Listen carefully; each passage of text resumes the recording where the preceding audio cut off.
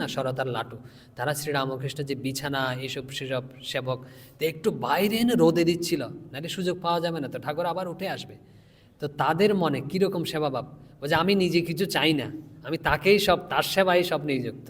বলছে ওখানে হচ্ছে ত্যাগী ভক্ত একজনও উপস্থিত ছিল না, কারণ নরেন্দ্রনাথ এরা হচ্ছেন রাতে পুরো রাত সাধন ভোজন করেছে, জপ ধ্যান করেছে, সেবা করেছে, তো দিনের বেলা একটু বিশ্রাম নিচ্ছিলেন, আর এরা সেবা করছিলেন বলে উপরে ঠাকুরের বিছানাপত্র এরাও নিচে নামেনি।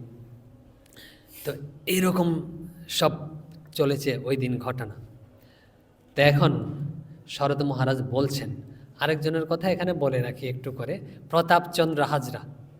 ঠাকুর বলতেন জটিলা কুটিলা না হলে না জমে না, যে দক্ষিণেশ্বরে যখন ছিলেন না, এই প্রতাপচন্দ্র ঠাকুরের পেছনে সবসময় লেগে থাকতেন। তো এরকম ঘটনা আছে, আমরা ওদিকে যাচ্ছি না, যে কারণ আমরা মূল প্রসঙ্গেই থাকি। তো কি দুর্দৈব যে প্রতাপচন্দ্র ওখানে রয়েছেন কাশীপুরে কদিন থেকেই নিয়মিত, কিন্তু ওই যে ঘটনা ঘটবে আধা ঘন্টা সময়, ওই আধা ঘন্টার জন্য সে বাইরে চলে গেছে। কপালে না থাকলে এরকমই হয় আর কি। তো যেই ঘটনাটা ঘটেছে, ঠাকুর ঘরে ফিরে গেছে, তারপর প্রতাপ এসে হাজির। তো এরকম প্রতাপচন্দ্র হাজরাকে পরে করেছিলেন, কারণ নরেন্দ্রনাথ হচ্ছে তার আবার ফ্রেন্ড। ঠাকুর বলতেন নরেন্দ্রের ফ্রেন্ড মানে ফ্রেন্ড মানে বন্ধু আর কি। তো এই জন্য নরেন্দ্র আবার ধরে পরে ঠাকুরের কাছে নিয়ে গেছে, ঠাকুর বলেছে হবে, শেষ সময় হবে, তখন প্রতাপচন্দ্রকেও কৃপা করেছিলেন।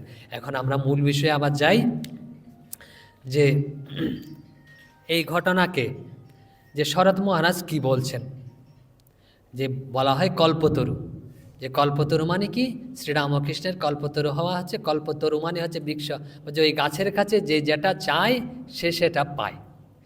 তখন শরৎ মহারাজ বলছে কিন্তু আমাদের বোধ হয়, শরৎ মহারাজ বলছেন আমাদের বোধ হয় যে এটা হচ্ছে ঠাকুরের অভয় প্রকাশ অথবা আত্মপ্রকাশ পূর্বক সকলকে অভয় প্রদান বলে এটাকে তিনি নাম দিয়েছেন।